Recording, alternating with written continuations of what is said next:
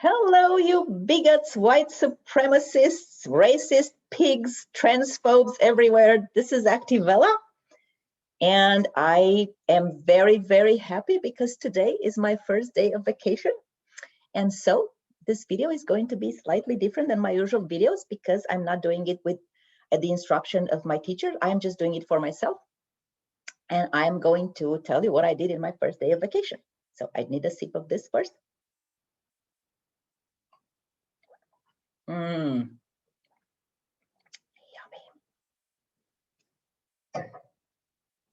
So I woke up and I went early in the morning to my yoga class, which we call equitable yoga. Now you may wonder why we call it equitable yoga. Well, it's just exactly the same thing as regular yoga. We just call it equitable because that makes it anti-racist. Yeah, I don't know if you noticed, but in this country, if you want to get a little bit of attention or to prove that you are an anti-racist, you just cancel a word and then you repackage exactly the same thing under a different label, and then you do exactly the same thing while getting points that you are an anti-racist. Excuse me. I am feeling really, really good because of this. So I may have trouble with pronouncing certain English words.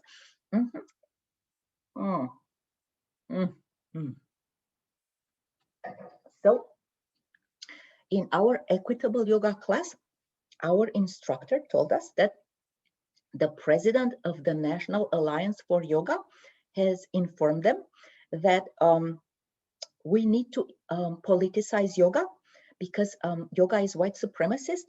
No, I'm not making this up. This is true. And then we're like, okay. And then one of the people in class said, but the yoga community is the most inclusive community of all communities. And politics is contrary to the spirit of yoga. And then we looked at him and we saw that he was a white dude. And then we were all like, boo, boo, boo. And we chased him out of the studio and he ran with the tail between his legs. Yes. And after the yoga class, I went to have coffee with a classmate. Now she was Black. She was a classmate from my yoga class. And well, this kind of a weird thing happened. She said, I need to ask you something. Lately, I've been feeling a little awkward around white people because whenever I talk to a white person, I always wonder if they think that I think that they are racist. And that makes me feel, self-conscious. And then I was like, I wonder what the corporate consultant would say here. Now, I knew that one of us had to check her privilege. I was just not sure which one. So then just to play it safe, I checked my own privilege.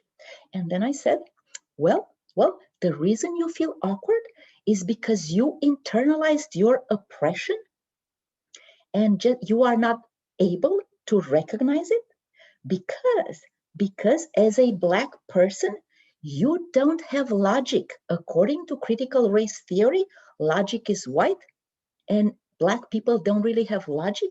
That's why you can tell that you are being oppressed. And that's why you need a white person who has logic to come and tell you that you are oppressed, which I am doing right now. So you're welcome. But then she wasn't happy at all. No, she wasn't. No, she wasn't. In fact, she started to scream and then she left without saying goodbye. Some people, whatever you do for them, it's never enough. It's never enough. Let me take a sip of this.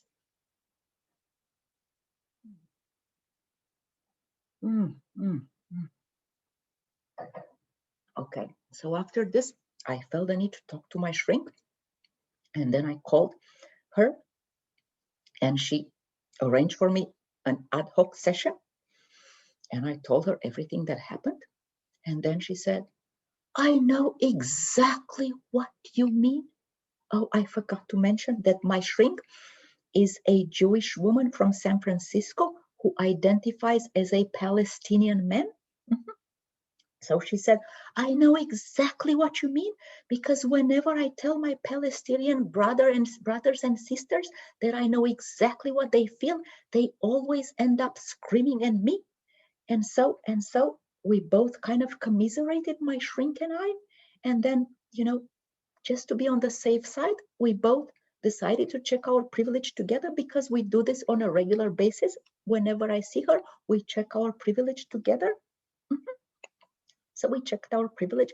And after the session, I felt much, much better.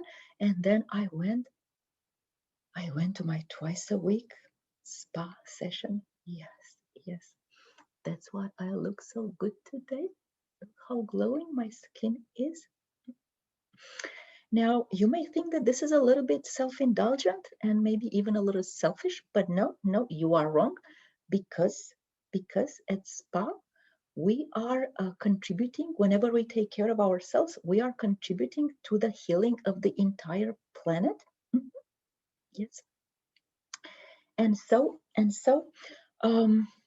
well, after the spa session, I felt so, so good. So good. But then when I wanted to exit the spa, I just couldn't, because a white dude was lying in a white homeless dude was lying in front of the door with all his dirty stuff. And I was like, okay, what am I gonna do now? What am I gonna do now? So I just stood there for a while until the black owner of the spa came. And then I was like, hey, white dude, take your dirty bags and go and check your white privilege across the street. And then I felt much better. And I left with my glowing skin, so refreshed and so relaxed. And then I thought, okay, I just need to make it a whole day. So I am going to go to the Korean nail salon in my local neighborhood. And so I went to the Korean nail salon. But then there, for the first time, they assigned to me a male manicurist. I mean, he looked like a male, but then I thought some more. And I said what I usually say in these kinds of situations. I said, it is so brave of you to come out as a trans man, because you are doubly oppressed, both as a Korean and as a trans man. And so I congratulate you on your bravery. But then, instead of being thankful, he got really angry and told me that he is a man. He is not a trans man. He is a man, and I should stop stereotyping regular people who just have a regular job in a nail salon. Yeah. As I said, some people, no matter what you do for them, they are never thankful enough. Never, ever. Well, anyhow, in spite of all this, I had a very good day, and I feel really good about myself. So, in a spirit of inclusivity, because I feel so happy and good about myself today, I am raising this glass to all of you bigots out there, white supremacists, racist pigs, transphobes, racist, whatever. To all of you, have a nice and happy vacation. Goodbye.